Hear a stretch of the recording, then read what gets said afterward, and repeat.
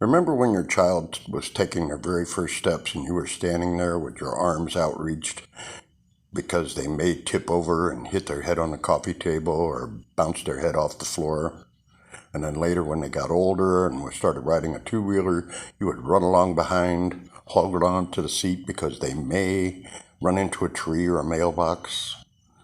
And you always make sure that they're buckled into their safety car seat, which is law in many states.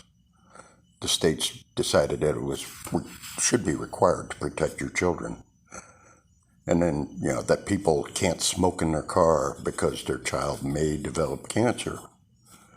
That also is a law in many states to protect your children.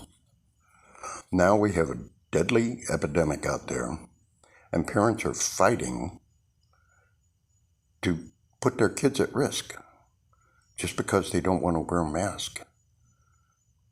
When did children lose their value? When did they become a political pawn?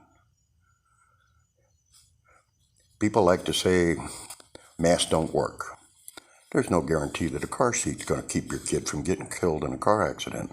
There's no guarantee that they're not going to get lung cancer, even if you don't smoke in the car. There are no guarantees. The idea is that you do everything you can to protect them, and a mask is a small price to pay. There are governors out there going to court suing for you to have the right to put your kids at risk. There are school administrators being fired from their job for trying to protect your children. Up is down. What's happened to this country? Anti-vaxxers like to put out their numbers that 26% increase in vaccinated people getting the virus. Well, what if I told you that since school started, there's been a 240% increase in the number of children in the hospital with COVID?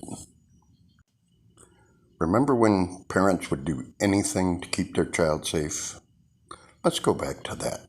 What do you think? Let's protect the kids. Now, before you start filling up my comments with defending your actions, just know this.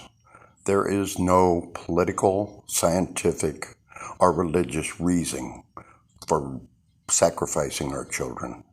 Just remember that.